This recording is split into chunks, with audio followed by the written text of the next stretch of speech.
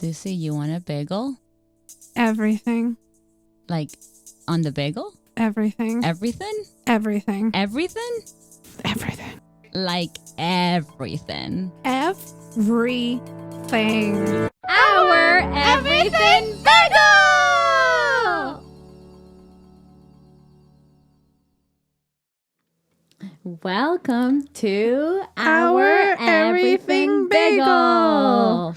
Happy day. For us, today is Saturday. And I don't know what day it is for you. So happy day to you. But I'm Suzanne. And I am Dana. And the Spanish variation of Suzanne is Susan. And the Spanish variation of Dana is Dana. Dana. Dana. Thank you for joining us again on our 5th episode yes. Of our first season. And our topic today is bucket lists and pipe dreams. Yes. Dun-dun-dun. I love bucket list / bucket book because I upgraded my bucket list from being a bucket list book to a book. I literally got a little notebook and I listed down all my bucket list ideas, dreams, hopes, and aspirations. Yeah, pretty much from an early age. I'm not exactly sure what started this inside my reality. Yeah. But I really enjoy it. And I actually have a little screenshot here. Of your bucket book. Yes. And one of my list item number 36 was to go to the Grand Canyon. And you went. And I crossed that out in 2015. There you go. And I did that with my dear cousin, Claudia. And it was amazing.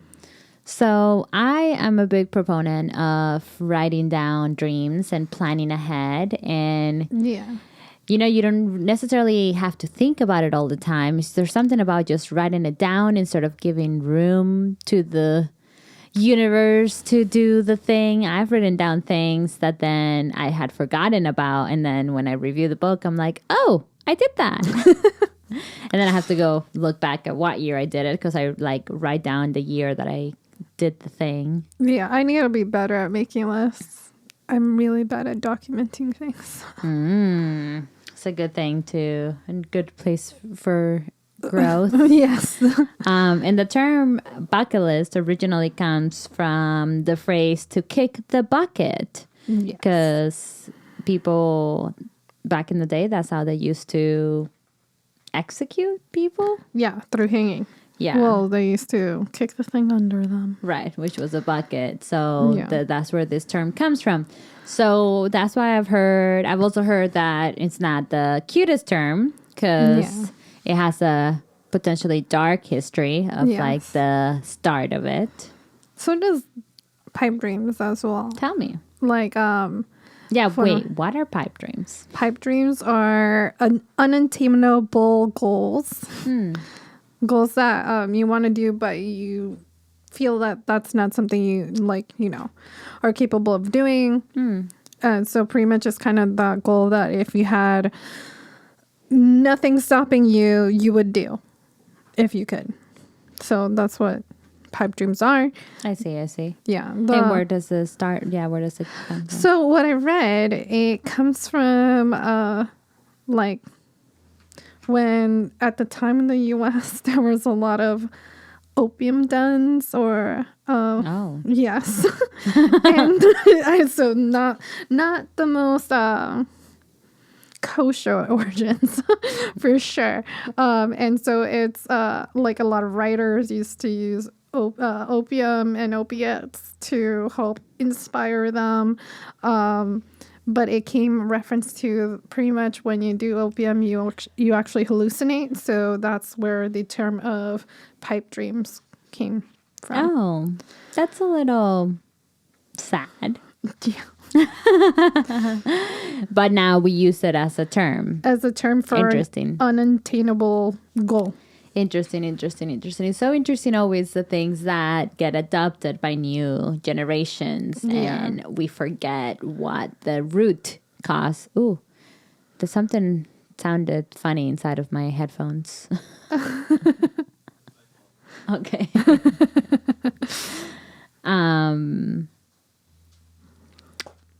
So yeah. So sometimes it gets a bad rep, right? But as a positive death advocate.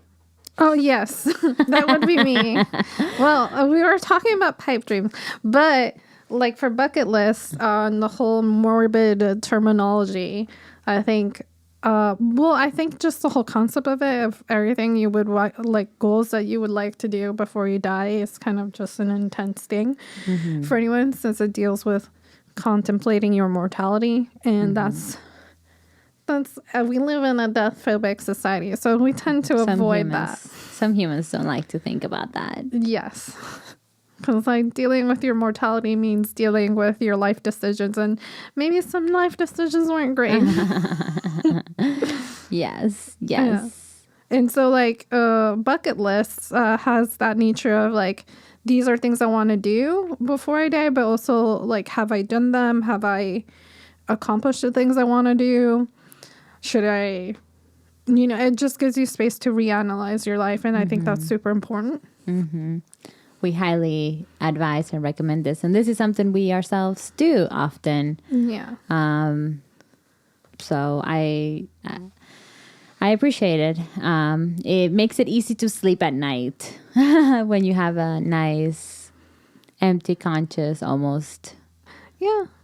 Well, I mean, I think for me, it's just like, if we really analyze life, and maybe this is very existential of me of saying existential. Like, if we really think about it, we can't concretely say why we're actually here. So the idea of like contemplating our mortality does give us a sense of purpose, and whatever that unique purpose is for each of us. And yes, I know that sounded very existential. Like, this is me coming from like, if we had proof, like verifiable proof, like concrete, no deniability, 100% proof kind of thing. We really don't actually have that. Like, we don't have like the 100% kind of thing for like just everyone. And it's it's very existential kind of space, but at the same time, it could be a very spring space, because it could be whatever purpose you make. Obviously, I would support the idea of doing something very positive. Right. Yeah. At the end of the day, it's kind of like what we define it to be. And it's what we make of it, but also, we don't really take things with us, right? When we go on to the next location, other than what really, and this is kind of why I say like we don't have very verifiable proof. If we go in every culture, I guess in some cultures, you do take things, and then in other cultures, it's just you and your soul, and then in some cultures, you just become, in some spiritual practices, like some belief systems, that's better. You just become dirt and go back to the cycle of things. So it is very unique to the person on what their belief system is and purpose that they choose for it to be. Not to hate on any specific cultures or belief systems. And also, and I guess Egyptians, I mean, we believe, what we've been told, what we believe for Egyptian tombs is that, all of these things that they were buried with is because they thought they would take it with them. Yeah. I guess now, I don't know if there's like science, but matter is definitely very in this dimension, as far as like objects. So I guess this is just my own personal belief system, but I think I don't think a guitar or an iPad. Like that's you don't bring an iPad with you to the next going life. with me to the other side. Yeah, the things that I personally, me, Dana, believes, what we take with us is like our wisdom, like our lessons, like the things that made our souls jump or not jump. Yeah. Yeah. I guess I'm in a very existential space. Welcome to let's take a water break. It was an existential break. Water break. Water break. Yes. You have the. I have what exactly?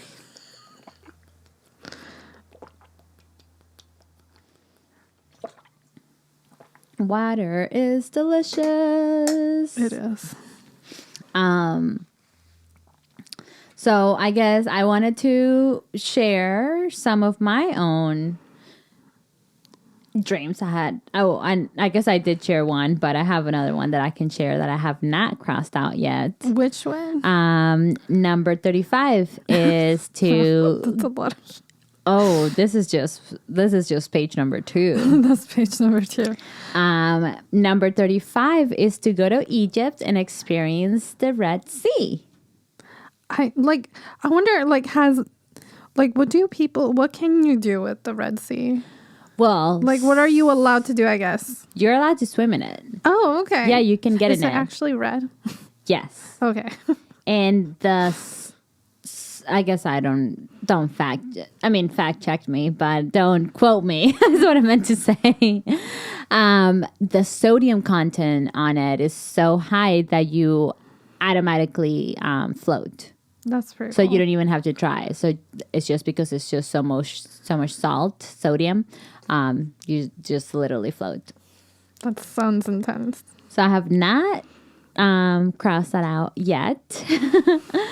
But I started this bucket book when I was young. I think I was maybe high school, early college. And it's actually a really beautiful place to see how much how much I've grown. Because I went from having big dreams to own an iPhone, which are awesome and have brought me work. more extensive right dreams. Now in this new era of my 30-year-old life, I recently turned 31. I seek dreams that are more sort of like emotional based. And that has made me think about the different aspects of you can have dreams in. So I wanted to share some of that. Yeah. So you can have dreams in as far as like in your relationships, right? Like having amazing chosen family here, like Suzanne and I. Having an amazing relationship with your biological family, if that's an option, not an option for everyone. Yes. An option for some. And romantic relationships, it could be relationships which at also work. like defining romantic relationships. Yes. There's so many types, right? And it's up to you. You get to define it and design. Yeah. So that's a very important place that we had mentioned or we had talked about this earlier. So one of my dreams, right, in that relationship space, similar to one time Susie and I co-hosted a Friendsgiving, and we sat 26 people on the same table. I definitely want to do that again because I think absolutely. Yeah, so that's what I actually don't know if I have updated this on my bucket book, but that's my new dreams as far as relationships. I imagine that in the future. Yeah. And for me, it's like I want to continue like traditions I want to like see happening. Because like for me, like Thanksgiving was never, Thanksgiving has so many issues with it. And I know that we decided to do Friendsgiving to like go against what Thanksgiving stand for. And because we also like made sure to mention that like the injustices that happen there, but also celebrating the people we had in our community. And having friends and family, chosen family. And chosen family. And what I liked about what we did, it was like we acknowledged that Thanksgiving has a messed up history while also trying to find a way to acknowledge that and find some empowerment in something that was used to essentially kind of quiet down voices. Yeah, repress the voices. Yeah. And I want to continue that. But also like the fact that we got to be with the community and support the community. Because we did it in our first community house. Yep, we did. Yeah. The De La Guerra house, from what I remember. Yeah. So food for thought, you know, your dreams can look different. They can involve community. And they can change. And they so can much. change as you grow. Another place where this is one of my favorites, and I really think about this during my birthdays, is my physical dreams. Like as far as my physical body, physical body. my temple. And for my birthdays, I love doing shots of spirulina or water or just like delicious things that in 30 years I'm going to look back and giggle at myself at 30 taking shots of spirulina. Yeah, last year I took the spirulina shot. For my 31st birthday, which just happened, I created a watermelon cake. I think that is the best. It was adorable. And then I ate it. With whipped cream, by the way. Yes. We'll share pictures. So, you know, that's a good place to also have dreams, right? Like we carry these bodies for the rest of our lives in this lifetime, right? So I love making decisions for myself at 60. I know that I am way far away from 60, and also I understand how my decisions now influence influence my time there. And another place where we can have dreams, and this actually dips into like having collective dreams, is environmental dreams. Yes. And I know that with Obsidian Rose, I want to create funeral home and a burial site that supports the environment, that rewilds the environment, but can also help culturally other communities as well, but also be like a community hub and support the community in interacting with the idea of death in a way that connects them in a healthy way, less of like this mysterious shadow in the background than something that's normalized and we can converse about. Because like if you actually look in art, like Victorian art, you can see that there's themes of death. And just like you can see in many historically in art history, how art was used to talk about mortality, death, and grief. And so to have a funeral home that brings cultural story and art and death education and all of that to the community, be a community hub and a cultural center that embodies that, I think is super important because it will help the environment, but also culturally support the community in ways to deal with death. Absolutely. That's one of our collective dreams. Ours. Part of our everything bagel. Yes.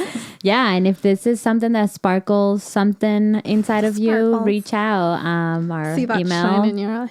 Yeah. Our emails is our everythingbagel@gmail.com. We always love talking, collaborating, dreaming together. So please send us your collective dreams and ideas and inspirations.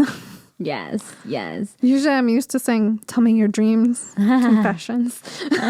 When I meet new people, I love, instead of being like, oh, what do you do? I say, what does your soul do? And it's usually a dream thing. Apparently I go to a very dark place because I'm like, comments, concerns, confessions. Okay. Confessions. I love this. And I guess on this same topic of bucket list and pipe dreams, right, which talks about our mortality, we should also talk about taking a minute to write down the things that we prefer to happen to us at this time, at this end of lifetime, because God forbid, right, we're young and we don't think about this, and if something does happen, it's very difficult for parents, for friends to really know how to manage when something unexpected happens, right? Especially for parents, as far as making sure that their children, get allocated the thing. It's definitely hard because I know my experience with my mom passing away. It took 6 months and you were part of the operation. That was rare. And we couldn't find the will because we didn't know where it was. And so navigating all of that of like what she wanted and what she didn't want. Thankfully, I asked questions before and I had many of these conversations that I was able to navigate a lot of it, but it was still hard when you don't have the right paperwork set up. Right. Mm-hmm. And it's definitely hard conversations to have, but they're so important. And I recently, I had this conversation with my mom, thanks to, growth. It's so fun. And it's hard, but it feels also so good because then you just know that, God forbid, when that moment comes, you know how your parent or friend wants to be laid down, what kinds of things you can do that they would have wanted. And it's just also an important, I would say also consent and empowerment thing, because how many people, one, it's also how do you want your body treated? Speaking about taking care of your body, you want to be healthy, you want to give it the good food, right? Wouldn't you also want to honor that body in the way you wanted to for doing such a great service of helping you live your life? Absolutely, Susie. So, I hadn't even thought of this, peoples. Yeah, so like telling people you know what, I really want my body dressed this way, and I want these kind of flowers, and I want it to be honored this way. Having the chance to know how you honor that temple and how you want it honored is so important, but not only in the way that you're honoring your body for doing so much work for you, but also with death, it's so random sometimes. Right. That the mindset you encounter in how your body is treated is really where you can seize control and empower yourself. Yeah. I actually just thought that on the last page of my bucket book, I should write a thing, and that would be my last bucket item. I know and one of the things I've been thinking about, because I'm doing my year in white, and I have the whole ceremonies that I do at the end of the year and stuff like that. But once I wear color, one of the things I want to do once I can start doing color after all the ceremonies and I can start wearing normal clothes and doing normal things again is I want to do a big party with everyone that I care about, and then just wear white. But for my official dawning of color, I want people to paint the white. Fun. And so I was thinking, how do I connect that to when I when it's my final days, when my body is done? How do I connect that celebration to my end of life? Because I would love to. I love that. Make a connection there. Sort of a similar theme. Yeah. I mean, I don't know. I love brainstorming. Audience. Because I think that idea is so artsy, but also honoring the year in white that I just came through. And then kind of bringing back the color, but in a community-oriented kind of way that I just enjoy.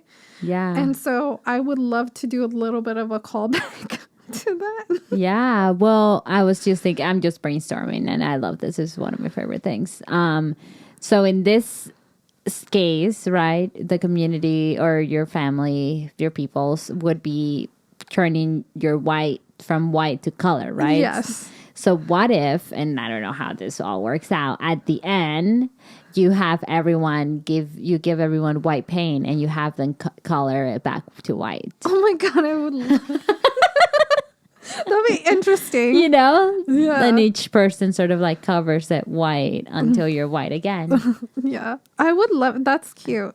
I have to figure out how that works. So you see, it's intimidating, but it's also so fun to talk about this. And this is your reality. You get to choose.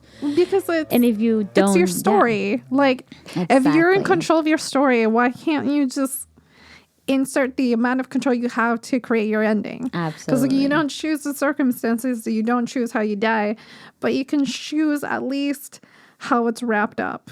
Right. Like, how that body is treated, how the mindset you encounter your dying process or your death. So it's like, my favorite phrase is like, it's your story. The beginning is important. The part of the journey is important. So it makes sense to say at least the ending, the end, is also important. I love that. Like, what font do you want? Yeah. Yeah, I think I've seen those ones. I think maybe you've even shown me where you become like a pod and you turn into a tree. Oh, yeah. I think that's my favorite. I think that's where, because then I'm a tree forever, you know? I mean, not forever, but it's like a good place for family to visit, you know? Yeah. And reconnect with nature, because I have now become nature. Yeah. I love this. Drink some water. Yes. Fam. I'm gonna drink some water. Cool. I was going to share another random dream that I had written down that I actually crossed out. And it was to go to Venice and ride a little boat in the little Venice Canal. And I did that. I want to do that. That's definitely... I need to start my bucket list, but that's definitely one of the things going in there, along with like keeping the Friendsgiving traditions going. Fun. Yeah, mine include a lot of going to places. I love traveling. Yeah, actually, my number 37 says to volunteer in a third world country. Oh, Greenpeace is great for that. Greenpeace? Yeah. Yes. I always wanted to do that too. Yeah. And technically, I can probably cross that out because I volunteered in Thailand at a elephant sanctuary. Oh, well, there you go. I haven't even updated it, fam. So what are some of your dreams that you have, you know, audience and you? These are good questions. Well, obviously with the funeral home, that's definitely, so obviously becoming a mortician is one of my goals. I still want to be a good artist. So like being an artist, I guess one of my dreams is to find a way where my skill sets beautifully combine, and I'm doing the death education and the culture and art stuff. And helping the community. Along with like, you know, the random hobbies I have, like really, like, I don't want to be like, oh my God, she's an amazing dancer and famous for it. But I definitely want to be like, oh, look at that person. She got moves. That's They got moves. And I'm like, yeah, I would. That's awesome. I would love to get back into dance and like at least, you know, like what my mom said, nadie te quita lo baila. I'm like, yeah, I want to embody that. My grandma used to say that. That's cute. So that translates to no one can take away what you've danced. And it's such a, I mean, like, what a what a saying, right? Yeah. Because it's like, if you start, like, if you're not allowed to dance and then you start dancing and then they stop you, like, they can't take away the fact that you danced for those however long. Exactly. And so I definitely want to embody that energy in my life. I've always wanted, like, my life, one of my life goals, so my bucket list is to consistently become a good dancer, but like keeping it as a spiritual, passionate thing just for me, not for anyone else. Like, and if I want to perform for other people, this and that, that's great, but it's for my joy, like in that embodiment, in that sentence. Because like when you say like no one can take away what you've danced, it's not because it's for you or for them or for whoever's watching you dance. It's because you had a bomb time dancing, and no one can take that from you. You see, and that's something that you bring with you to the afterlife. Yeah. I think, in my belief system. Yeah. Oh, well, I love this. Well, our audience, if you're listening to this and you have any awesome, crazy dreams out there that you thought no one would ever believe, send us an email. We love outside the box dreams. Yes. We love outside the box dreams. Yes, definitely. Also, like get somewhat decent at parkour. It would be fun. I mean, if I could just like jump off a building and like do something awesome, I'm like, okay, accomplish. I can do something baller with this. I want to pursue mountain biking when I'm like 80. Oh, I love that. My goal is like when I'm around 80, I can still decently do parkour and dancing and still like I love that. Groove it and jump on things. Hey y'all, if you want to party until we're 80, hey, we're gonna be here grooving for a long time. If I'm in a nursing home, they're gonna have to like, oh my God, there goes Suzanne. She's trying to jump the fence again. That's hilarious. That's hilarious. Thank you. That's hilarious. That's right. It was okay. So bucket dreams. Yeah. Bucket list, pipe dreams. Do you have any pipe dreams, like goals that like you would like to do, but well, yeah, actually, I feel like I can still reach it, but I guess you could add it in the pipe dream category, which is I would like to learn to fly. I would like an airplane. Oh, and without an airplane too. You know, exactly. This is my pipeline dream. I was just like picturing you with like a wings that you just like stuck together. Hey, there's this person out there that created this epic wings that I saw one time. Oh man. So yes, you see, that's one of my pipe dreams. Learn to fly. Yeah. I didn't specify in my bucket book if I meant via airplane or via human body. Mm-hmm. Via airplane, human body. Or via the body that I was doesn't given. like paragliding count? Oh, skydiving was in my bucket book, and I did that. Paragliding would count. Yeah. Okay. Yeah, and I guess that's also in my bucket book. I wanted a paraglide. I definitely want to try to do that. Yeah. Yeah. That's fun. When I went skydiving, I did it for my birthday, I think my 20th birthday. And one of my friends that came skydiving with me, he had never gotten on a plane. Oh, wow. And then the first time that he got on a plane was... He's going to jump out of it. So he's never landed in a plane at that point. It was like I went in it and then we jumped out. Yeah. Hope you're doing well if you're listening to this. That was like the choice. I'm like, I've never been on a plane. I was like, great. So I'm going to go in this plane and then I'm going to jump out of it. Hilarious. It's like, wow, that's an interesting way to get acquainted with a plane. Well, here we are. Yeah. We'll be spinning our wheels soon. Yes, to figure out those topics, but I guess we still have some time. Yeah. Should we talk about like our name? Did we talk about that the last episode, or was that this episode? Oh, I don't know, but it doesn't hurt to revisit because like what happened like what happened, guys. It was like there's like 7 of y'all with the same freaking name. The Everything Bagel. Shout out to all the Everything Bagel podcasts out there. I hope you're doing good with your schmears over there. But yeah, we realized that being called the Everything Bagel alongside the 6 others might have not been the most productive move. It was like even more than 6. It was more. I thought it was like there was 10. a lot of the Everything Bagels out there. There was so much.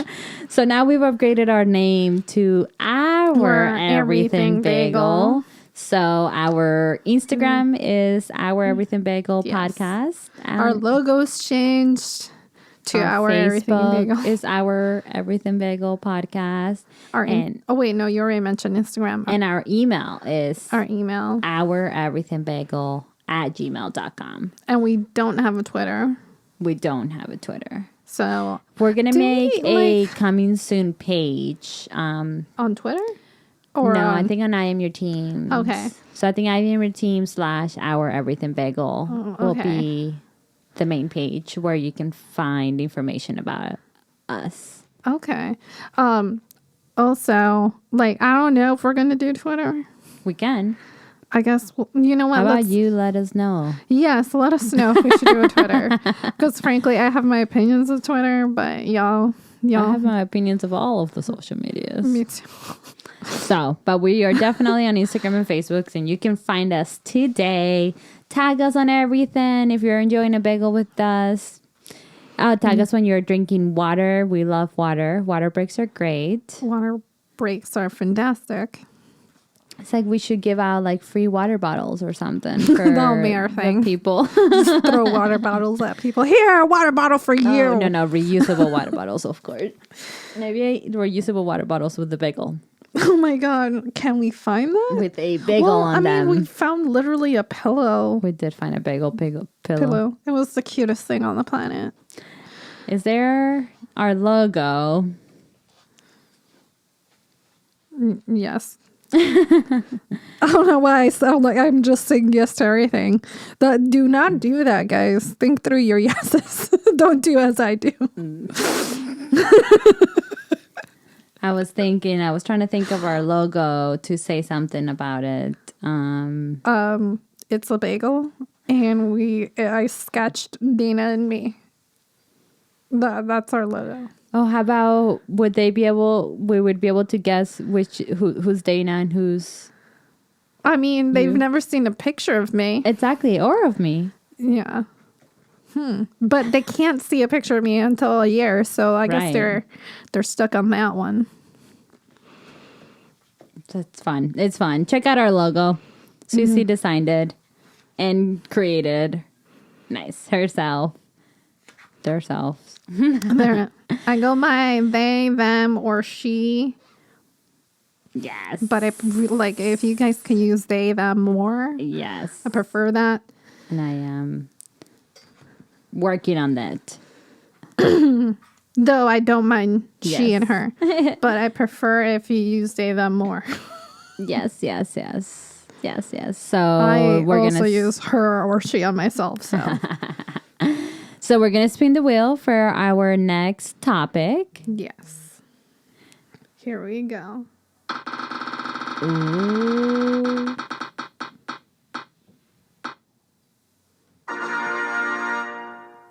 The 4 agreements. Exciting. That's going to be fun. Cool. So our next topic is The Four Agreements. Is a book written by... I don't know. I mean, his name. You should know it more than me. You introduced it to me. I actually don't have the author's name off the top of my head. I can Google it. Yeah, Google it. So that will be our 6th episode. Our plan is to have 7 episodes this season. And then open up to see what you guys want us to talk about. Our goal is to talk about everything. Figure out the author. Yes, what's his name? So his name is Don Miguel Ruiz. Don Miguel Ruiz. Yes, awesome. I'll bring my copy and we can read some of it. Yeah, it's one of my favorites. And we have a full spectrum of feedback. I have a lot of opinions here. We're about to serve you an everything bagel about the 4 agreements. Join us next episode.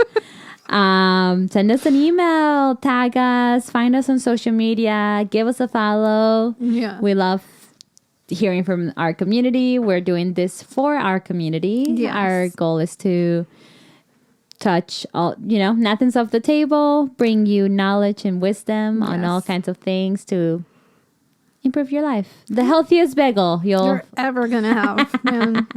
Because let's be honest, a good schmear isn't that healthy. Thank you so much for being here today. Have a good evening, good day, and good afternoon. Yeah. Oh, and figure out your names.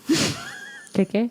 Their names. You know how every podcast or YouTube channel has like a name for their crowd. No, I did not know this. Yes. Like for the Bagelians. The Bagelians. Oh my god. I saw like one this was for alternate reality game. Mm-hmm. And they named their people tutorial heads. That's hilarious. Find your name. Pick your name. Figure out your names. Best name gets a prize. Talk to you soon. Bye. Thank you for coming by.